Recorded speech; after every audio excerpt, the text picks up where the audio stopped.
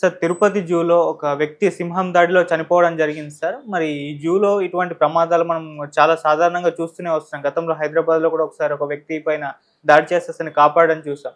అంటే జూ వల్ల ప్రమాదాలు జరుగుతున్నప్పటికీ ఎందుకు జూలని బ్యాన్ చేయట్లేదు అని ఒక అనుమానం అయితే చాలా మందిలో కలుగుతుంది సార్. మరి మీ ఒపీనియన్ ఏంటి సార్ దీనిపైన? నిన్న తిరుపతిలో ఎస్వి జువాలాజికల్ పార్క్ అక్కడ ఏం జరిగిందంటే ఒక అబ్బాయి వెళ్ళి సింహం ఉన్న ఎన్క్లోజర్ ఉంటుంది కదా, ఆ ఎన్క్లోజర్లోకి లోపలికి వెళ్ళిపోయాడు. అక్కడ ఎవరు కూడా జూ నిర్వాహకులు ఎవరు లేరు. జనం ఉన్నారు కానీ పల్చగా ఉన్నారు. ఈ అబ్బాయి లోపలికి వెళ్ళిపోయి సింహంతో సెల్ఫీ తీసుకోవాలని ట్రై చేశాడు. ముందు దాని దగ్గరకు పోయి దాంతో ఏదో మాట్లాడాడు. అంటే అతను తాగున్నాడని కొంతమంది చెప్తున్నారు. సో దాంతో మాట్లాడడం అదంతా చేశాడు. దాని తర్వాత అది చేస్తే అది కొంత లేచి గర్జించడం అది చేసింది. దాంతో భయం వేసి పరిగెత్తే అది చేజ్ చేసింది. దాంతో ఇతను అక్కడే ఒక చెట్టు ఉంటే ఆ చెట్టు ఎక్కేశాడు. ఎక్కేసినప్పుడు నిజానికి ఆ చెట్టు మీదే ఉనుంటే కూడా సేవ్ అయి ఉండేవాడు. ఈ లోపల వీళ్ళు వచ్చి సేవ్ చేసి ఉండేవాళ్ళు. కానీ ఇది విపరీతంగా అరుస్తుంది, సింహం గర్జిస్తుంది. అది చూసి అతను భయపడిపోయాడు. అంటే అది పైకి వస్తుందేమో అనుకున్నాడు, మరి ఏమో. ఆ భయంలో నుంచి అతను పట్టు తప్పి కింద పడిపోయాడు. కింద పడగానే సింహం అతని గొంతు పట్టేసింది. ఆ గొంతు గట్టిగా కొరికేసి అటాక్ చేసింది. దాంతో అతను చనిపోయాడు. దాని తర్వాత వీళ్ళు వచ్చి దాన్ని బోన్లీకి తీసుకెళ్లారు. ఇతను హాస్పిటల్కి తీసుకెళ్తే అప్పటికి చనిపోయాడని చెప్పారు. పోలీసులు దీన్ని కేసు నమోదు చేసుకొని చేస్తున్నారు. ఇతను ఎవరు ఏంటనే వివరాలు తీసుకున్నప్పుడు ఇతని పేరు గుర్జాల్ ప్రహ్లాద్ అనే పేరు ఉంది. రాజస్థాన్ అని చెప్తున్నారు. రాజస్థాన్ నుంచి తిరుమలకు వచ్చాడు. అక్కడ నుంచి జూకి వచ్చి ఇతను సింహంతో సెల్ఫీ తీసుకొని తన వాళ్ళకి పెడదాం, ఫ్రెండ్స్కి గ్రూప్లో పెడదాము, స్టేటస్లో పెడదామని అనుకున్నాడని చెప్తున్నారు. అంటే అతను ఏమనుకున్నాడంటే ఇక్కడ ఉంది కాబట్టి ఇదేమీ అటాక్ చేయదు అనుకున్నారు. సింహం అడవిలో ఉంటే చేస్తుంది కానీ జూలో ఉంటే చేయదని అతనికి కూడా తెలియదని చెప్తున్నారు. ఓకే. సో అతను అలాంటి అభిప్రాయంతోనే వెళ్ళాడు. అదేమీ చేయదు, అది దానికి ఏమీ ఉండదు అట్లా అనేది నమ్మాడు అతను అని చెప్తున్నారు. అట్లాగే ఈ మధ్య కూడా హైదరాబాద్లో కూడా ఇలాగే ఒక అతను వెళ్ళిపోయి చివరిలో అతన్ని అటాక్ చేసి చంపే క్రమంలో అక్కడ ఉన్న నిర్వాహకులు అలర్ట్ అయ్యి దాన్ని పక్కకు పంపించి పట్టుకోగలిగారు, అతన్ని సేవ్ చేయగలిగారు. ఆ మధ్య కూడా ఒక అతను ఇలాగే దాంతో ఆడుకోవడానికి లోపల ఉన్న దాన్ని చేపెట్టి దాన్ని ముక్కుని దాన్ని ఇదంతా ఇచ్చేస్తుంటే ఆ చెయ్యిని అది లాగేసింది. చెయ్యి పోయింది అతనికి. సో ఇటువంటివి అనేకం జరుగుతున్నాయి, యాక్సిడెంట్లు జరుగుతున్నాయి. కావాలనే వీళ్ళు తెలియక దాంట్లోకి వెళ్ళిపోతున్నారు. ఆ మధ్య కూడా ఒక స్త్రీ మీద కూడా ఇలాగే అటాక్ జరిగింది. ఆమె కూడా ఇలాగే దాని దగ్గరికి వెళ్ళి దాన్ని ఏదో మేనేజ్ చేస్తానేనని చెప్పి వెళ్ళింది. అది అటాక్ చేసింది. దాంతో ఆమె కూడా అతి కష్టం మీద బయటికి లాగగలిగారు వాళ్ళు. ఇలాగ అనేక సార్లు ఇవి జరుగుతున్నాయి. ఇవి జరుగుతున్నప్పుడు అందరికీ వచ్చే డౌట్ ఏంటంటే అసలు జ్యూస్ ఎందుకు అవసరం? రెండోది యానిమల్ని కూడా క్రూయల్గా వాటిని ఎక్కడో అడవిలో ఉండాల్సిన వాటిని తెచ్చి బంధించడం కరెక్టా? సినిమాల్లోనే ఒక జంతువు చూపిస్తేనే దాంట్లో 100 ఆంక్షలు ఉన్నాయి. సో ఈ యానిమల్ డిపార్ట్మెంట్లు వీళ్ళు పర్మిషన్ లేకుండా మన సినిమాలో ఏ యానిమల్ని ఏ బర్డ్ని వాడకూడదు. చివరికి షార్ట్లో మనకు తెలియకుండా వెనకాల కుక్క కనబడితే కూడా సెన్సార్ ఇవ్వట్లేదు. ఆ కుక్కకు సంబంధించి యానిమల్ బోర్డు కింద క్లియరెన్స్ తీసుకురండి అంటున్నారు. అది నేనే ప్రత్యక్షంగా చూసి కిల్లింగ్ వీరప్పన్న సినిమాకి పనిచేస్తున్నప్పుడు కుక్క వెళ్ళినప్పుడే మేము అనుకున్నాం అది మళ్ళీ ఇంకొక షాట్ తీద్దామంటే కుదరలేదు. ఆర్జీవి పర్వాలేదు ఏం కాదన్నాడు, కానీ దానివల్ల ఆపేశారు. ఆ కుక్కకి మీరు ఇది తీసుకురండి అని. మేము వాడలేదురా బాబు అంటే కూడా వాళ్ళు వినట్లేదు. సో ఇప్పుడు షార్ట్ పెడితే ఎక్కడో బోర్డ్స్ వెళ్తాయి, ఆ టైంకో మనకు తెలియదు బోర్డ్స్ వెళ్తాయని కూడా దాని మీద కూడా అడుగుతున్నారు. అంత సిల్లీగా బిహేవ్ చేస్తుంటే ఈ జూలల్లేమో బంధిస్తున్నారు. ఇప్పుడు పాములు ఉంటాయి, అవి స్వేచ్ఛగా ఎక్కడో తిరుగుతుంటాయి. వీళ్ళేమో అంతకొద్దు దాంట్లో ఆ పాములను వదులుతారు. ముసళ్ళు అవేమో వాటర్ విస్తృతమైన నీళ్ళల్లో ఉంటాయి. ఇవేమో అవి ఉంటాయి, అవి కూడా సగం ఎండిపోయి ఉంటాయి నీళ్ళు. వాటిని చూస్తే జూలకి ఎప్పుడు వెళ్ళినా, నేను 2-3 సార్లు వెళ్ళాను. ఒకసారి నేను డాక్యుమెంటరీ కూడా హైదరాబాద్ నెహ్రూ జువాలాజికల్ పార్క్లో ఒక డాక్యుమెంటరీ కూడా చూశాను. యూట్యూబ్లో కూడా ఉంది, నేను తీసాను. సో దాంట్లో అందువల్ల నేను వాటి మీద ఎడిటింగ్లో అవన్నీ కూర్చొని చాలాసేపు చూశాను కదా. నాకేమైనా సిక్ ఫీలింగు, గిల్ట్ ఫీలింగ్ వచ్చింది. మనం వాటిని ఇబ్బంది పెట్టి మనం ఎంజాయ్ చేస్తున్నామా, అవి చూస్తే అన్నీ కూడా డల్గా సిక్కుగా ఉన్నట్టుగా మనకు అనిపిస్తుంది. అవి నిస్తేజంగా ఉన్నాయి, ఇబ్బందిగా ఉన్నాయి అనిపిస్తూ ఉంది. అటువంటి వాటిని చూసి మనం ఏదో శాడిస్టిక్ ఆనందం పొందుతున్నాం అన్న ఫీలింగ్ నాకైతే పర్సనల్గా వచ్చింది. మళ్ళీ ఇంకొకసారి ఎవరో రమ్మంటే కూడా నేను రాను బాబు అని చెప్పాను. ఎందుకంటే ఆ ఫీలింగ్ పెరుగుతుంది మనకి, గిల్ట్ ఫీలింగ్. సో ఇదే ఈ కారణంతో చూసుకున్నప్పుడు అసలు జ్యూసు అవసరమా, జంతు ప్రదర్శన అనేది అవసరమా, దీనివల్ల ఉపయోగాలు ఏంటి, దీనివల్ల నష్టాలు ఏంటి అనేది మనం మాట్లాడదాం. ప్రధానంగా ఉపయోగాలు ముందు మాట్లాడుకుంటే అసలు జూలు ఎందుకు పెట్టారు, ఎందుకంటే ఇది 19th సెంచరీ నుంచి ఈ కాన్సెప్ట్ పెరిగింది.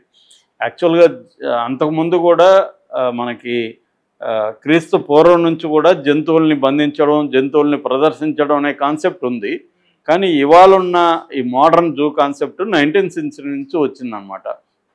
అంతకుముందు ఏంటంటే రాజులు వాళ్ళు జంతువులను తీసుకొచ్చి తమ ప్రతాపం చూపించుకోవడం, జంతువుల కంటే మేము గ్రేటు, పులిని వేటాడాడు ఆయన, ఇన్ని పులులను చంపాడు, అన్ని పులులను చంపాడు అనేది అది గొప్ప మగతనానికి చిహ్నంగా గొప్పగా వాడుకోవడానికి అవన్నీ ప్రదర్శించేవాడు. సో అలాంటి కాన్సెప్ట్ పోయి మోడర్న్ కాన్సెప్ట్ వచ్చింది. అంటే జంతువులకు కూడా కొంత గౌరవం ఇవ్వాలి, వాటి పట్ల కూడా ఎంపథెటిక్గా ఉండాలి, వాటిని జాగ్రత్తగా చూసుకోవాలి అన్న concept, modern concept 19th century నుంచి వచ్చింది.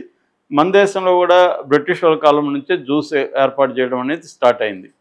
సో అంతకుముందు కూడా మొఘలుల పేరులో కూడా కొన్ని రకాలు ఉన్నాయి, కానీ ఈ మోడర్న్ కాన్సెప్ట్ అయితే బ్రిటిష్ వాళ్ళ కాలం తర్వాతనే వచ్చిందనమాట. ప్రజెంట్ అయితే మన దేశంలో 200 వరకు జ్యూస్ ఉన్నాయి. అందులో టాప్ 5 తీసుకున్నప్పుడు నెంబర్ 1 అరింజర్ అన్నా జూ అనేది చెన్నైలో నెంబర్ 1, అది అతిపెద్దది, లార్జెస్ట్. రెండవది నందన్ కానన్ జువలాజికల్ పార్క్ ఒరిస్సా. మూడవది ఇందిరాగాంధీ జువలాజికల్ పార్క్ వైజాగ్. నాలుగవది Asian state zoological park Guwahati. ఐదవది నెహ్రూ జువలాజికల్ పార్క్ హైదరాబాద్. ఈ టాప్ 5 జూస్ అని చెప్పుకోవచ్చు మనం. సో ఇప్పుడు వీటి ముందు అసలు ఈ జూల వల్ల ఎటువంటి ప్రయోజనం ఉంది మనుషులకి అనేది ముందు చూద్దాం. ఒకటి ఏంటంటే ఎండేంజర్డ్ స్పీసీస్ అంటారు. అంటే అంతరించిపోతున్న కొన్ని ప్రాణుల్ని, జంతువులు కావచ్చు, పక్షులు కావచ్చు, ఇంకా వేరే రూపంలో కావచ్చు, వాటిని సంరక్షించడం కోసం జ్యూస్ పనికొస్తున్నాయి అనేది. అంటే అవి బయట ఉంటే అవి పోతున్నాయి, అంటే వేటాడచ్చు లేదా సహజంగా అవి అంతరించిపోవచ్చు. జూలో ఉంటే వాటిని సంరక్షిస్తారు కాబట్టి అవి అంతరించిపోవు ఆ జాతులు. అలాంటి కొన్ని ఉపయోగాలు వాటి వల్ల ఉన్నాయి. రెండవది జ్యూసు ఎడ్యుకేషన్కి, అంటే మనుషులకి జంతువులకు సంబంధించిన ఎడ్యుకేషన్ కలగడానికి మనకి ఇప్పటివరకు ఏంది, టీవీలలోనో సినిమాల్లోనో జంతువులను చూడాలి. అట్లా కాకుండా ప్రత్యక్షంగా జంతువుల్ని చూడడం వల్ల వాటి దగ్గరికి వెళ్ళి వాటి ఆకారాలను చూడడం, సౌండ్స్ వినడం, వాటి బిహేవియర్ని అబ్జర్వ్ చేయడం, దీనివల్ల మనుషుల్లో ముఖ్యంగా పిల్లలకి సంబంధించి, స్కూల్ పిల్లలకి సంబంధించి ఎడ్యుకేషన్ అనేది బాగా డెవలప్ అవుతుంది. అట్లాగే జంతువుల మీద ఒక ఎంపతి వస్తుంది. ఆ జంతువుల్ని అర్థం చేసుకోవడం, ఆ జంతువుల పట్ల సింపతి రావడం, ఎంపతి రావడం అనేది సాధ్యమవుతుంది. అదర్వైజ్ సాధ్యం కాదు. అంటే జూగాని లేకపోతే పిల్లలు ఎక్కడ కూడా డైరెక్ట్గా యానిమల్స్ని చూడడం అని, ఇన్ని రకాల యానిమల్స్, ఇన్ని రకాల బర్డ్స్ ఇవన్నీ చూడడం అనేది జరగదు. ఆ రకమైన ఉపయోగం ఉంది. దాని తర్వాత ఎక్స్టింక్షన్ అంటే ఇక ఒక బర్డో ఏదో ఉంది, అది ఇంకా పిల్లల్ని పెట్టదు, గుడ్లు పిల్లలు అవ్వవు అనుకునే పరిస్థితి వస్తే ఆ జాతే ఉండదు. ఇక్కడ వీళ్ళు ఏం చేస్తారంటే సైంటిఫిక్గా వాటిని బ్రీడింగ్ టెక్నిక్స్ ఉపయోగించి వాటిని బ్రీడ్ చేసి వాటిని డెవలప్ చేస్తారన్నమాట. అంటే పెంచుతారు, ఆ సంతతిని వృద్ధి చెందిస్తారు. తర్వాత వాల్యుబుల్ రీసెర్చ్, జంతువుల మీద, బర్డ్స్ మీద, వీటి మీద, ఈ యానిమల్స్ వీటి మీద వాల్యుబుల్ రీసెర్చ్కి స్కోప్ ఉంటుంది. ఇక్కడ ఉండడం వల్ల అన్ని రకాలుగా వాటి మీద రీసెర్చ్ చేయడం వల్ల ఏంటంటే ఇప్పుడు కోవిడ్ లాంటి జబ్బులు జంతువుల నుంచి మనుషులకి ఎలా వ్యాపిస్తున్నాయి, దానికి కారణాలు ఏంటి, ఇవన్నీ స్టడీ చేయడానికి పనికొస్తుంది. అందువల్ల హ్యూమన్ రేస్కి అనేక జంతువుల నుంచి వ్యాపించే జబ్బులని అర్థం చేసుకోవడానికి కూడా ఈ జ్యూస్ అనేవి పనికొస్తున్నాయి. తర్వాత ఎన్విరాన్మెంటల్గా కూడా ప్రొటెక్షన్కి జంతువుల్ని ఇక్కడ ఉంచడం ద్వారా ఎన్విరాన్మెంట్ ప్రొటెక్షన్కి కూడా ఒక రకంగా ఇండైరెక్ట్గా పనికొస్తుంది అనేది. తర్వాత economic resources of many communities, అనేక కమ్యూనిటీసు జంతువులను పట్టుకొచ్చి జూలకి అమ్మడం, దాని తర్వాత జూలో ఎకనామీ డెవలప్ అవుతుంది, టూరిజం డెవలప్ అవుతుంది, అక్కడ పనిచేసే వాళ్ళకి అనేక మందికి లైవ్లీహుడ్ దొరుకుతుంది. ఇవి బేసిక్గా positive aspects of zoo. Negative వచ్చేసరికి బేసిక్గా ఏంటంటే మనం యానిమల్స్ పట్ల క్రూయల్గా ఉంటున్నాం. యానిమల్స్కి వీలైనంత స్పేస్ క్రియేట్ చేయడం, వాటి అట్మాస్ఫియర్ని, అడవిలో ఎట్లాంటి అట్మాస్ఫియర్ ఉంటుందో ఇక్కడ కూడా అలాంటిది క్రియేట్ చేయడం అనేది మ్యాక్సిమం ట్రై చేస్తున్నారు. కానీ రోజువారీ నిర్వహణకు సంబంధించి చూసుకున్నప్పుడు, ఫర్ ఎగ్జాంపుల్ నేను ఈ జూకి వెళ్ళినప్పుడు అడిగినదే ఎంప్లాయీస్ ఎక్కువ మంది లేరు, తీసేస్తున్నారు. ఎందుకంటే వాళ్ళకి ఇన్వెస్ట్ చేయలేక, వాళ్ళ మీద శాలరీలు ఇవ్వలేక తగ్గించేస్తున్నారు.